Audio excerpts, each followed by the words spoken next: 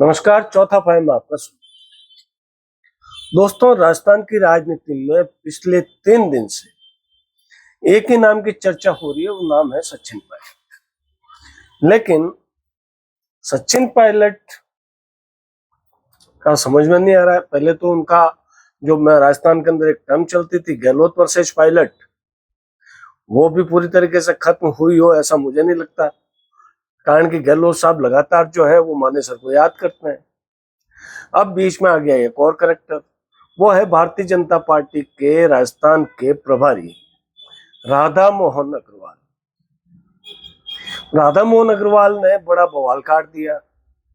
टोंक गए थे। सचिन पायलट का गृह क्षेत्र है, जहां से सचिन पायलट विधायक है, और सचिन पायलट को उन्होंने बहरूपिया तो कहा जो कहा ही, बाहरी और कह दिया। और ये कहा कि साहब वो तो टोंक का है ही नहीं, टोंक का क्या, तो वो तो राजस्थान के नहीं है, आप कैसे उसको वोट दे रहे हो। अब राधा मोहन का ये बयान जो है, बाहरी वाला बयान, उसने भारतीय जनता पार्टी को बुरी तरीके से फंसा दिया है। और ऐसा फंसाया है कि आप अब राधा मोहन शर्मा पे, ये मैं राधा मोहन अग्रवाल पे ये सवाल होने लगा है कि भाई साहब आप किसके लिए कह रहे हैं।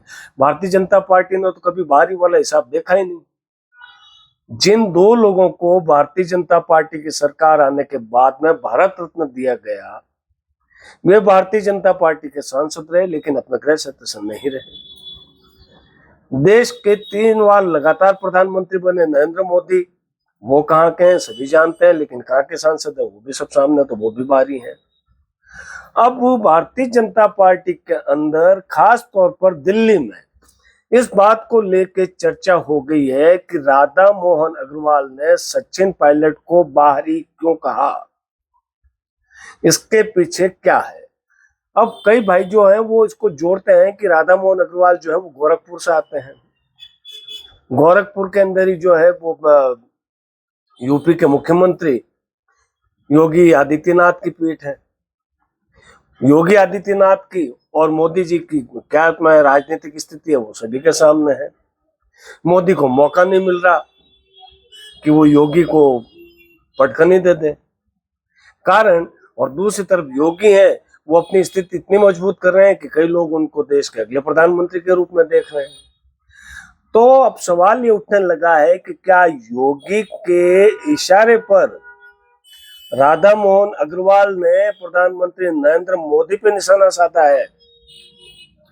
ये बाहरी वाली बात कह के वो एक अलग चीज हो गई है। लेकिन इस बहाने दिल्ली की भारतीय जनता पार्टी के कार्यालय में इस बात को लेकर राधा मोहन अग्रवाल जो है वो बुरी तरीके से फंसते नजर आ रहे हैं कि उनको क्या जरूरत पड़ी थी टोंक में सचिन पायलट को बाहरी कहने की, जब वहां पे अशोक गहलोत अकेले ही बहुत थे सचिन पायलट को निपटाने के लिए, तो बाप उनके साथ क्यों हो गए।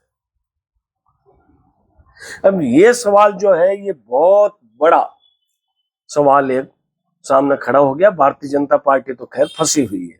अब मैं आपको एक बात बताता हूँ। बारी की बात की राधा मोहन अग्रवाल ने, गोरखपुर से आते हैं। गोरखपुर के पास ही यूपी का एक जिला है बलरामपुर। उस बलरामपुर से पहली बार अटल बिहारी वाजपेयी 1957 में सांसद बने थे। इतना ही नहीं, लगातार 3 चुनाव अटल बिहारी वाजपेयी बलरामपुर से जीते, 62 और 67। वो मध्य प्रदेश से आते थे अटल बिहारी वाजपेयी। उसके बाद में बलरामपुर के बाद में लखनऊ जो है वो लंबे अरसे तक अटल बिहारी वाजपेयी की राजनीतिक कर्मभूमि रहा। नानाजी देशमुख, जिनको भी भारत रत्न मिला है, वो 1977 से पहली बार बलरामपुर से सांसद चुने गए थे। वो महाराष्ट्र के थे। अब राधा मोहन अग्रवाल अगर सवाल ही कर रहे हैं तो टोंक में उन्होंने ये सवाल किया कि सचिन पायलट बाहरी हैं। तो अब आप एक बात बताइए, वो राधा मोहन अग्रवाल ये भूल गए कि जिस राजस्थान भारतीय जनता पार्टी के वो प्रभारी हैं, उसी भारतीय जनता पार्टी ने टोंक से सुखबीर सिंह जौनपुरिया को सांसद बनाया था। जौनपुरिया तो हरियाणा के रहने वाले हैं, और टोंक की हरियाणा की सीमाएं भी आपस में कितनी मिलती है सबको पता है।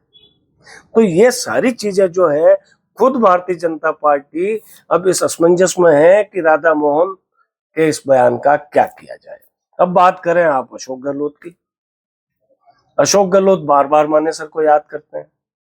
जैसे ही राधा मोहन अग्रवाल का बयान है, अशोक गहलोत ने प्रतिक्रिया दे दी कि सचिन पायलट अब कहीं नहीं जाएंगे, उन्होंने मानेसर कांड से बहुत सीख ले ली और संभल गए।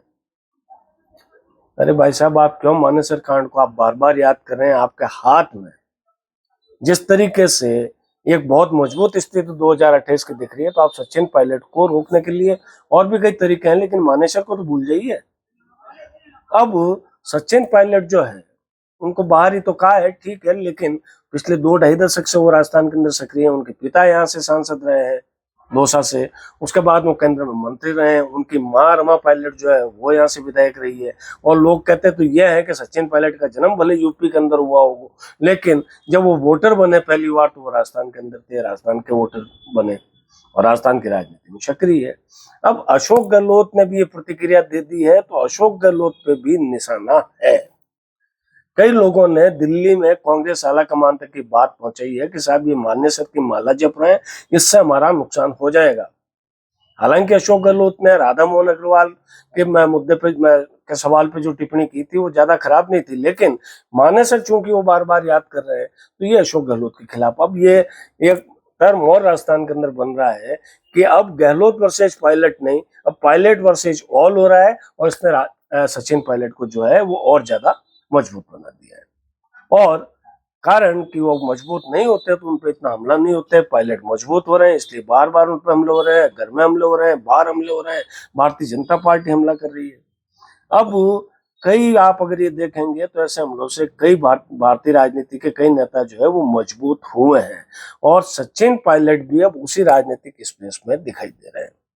अब राधा मोहन का जो बयान है बारी वाला, या अशोक गहलोत का मानेसर को बार बार याद करना है, ये दोनों घटनाएं जो है वो सचिन पायलट को राजस्थान की राजनीति के केंद्र बिंदु में बनाए हुए हैं। अब सवाल है कि क्या ये सिर्फ बयानबाजी या सिर्फ राजस्थान कांग्रेस में आने वाले बड़े राजनीतिक बदलाव का संकेत है? आपको क्या लगता है? क्या सचिन पायलट की राजनीतिक ताकत बढ़ रही है? हमें कमेंट बॉक्स में बताइएगा। और वीडियो अगर आपको अच्छा लगा हो, पसंद आया हो, तो इसको लाइक और शेयर भी कीजिएगा, और चैनल को सब्सक्राइब करना बिल्कुल मत भूलिएगा। आपसे कल फिर मुलाकात करेंगे, तब तक दीजिए मुझे इजाजत। नमस्कार।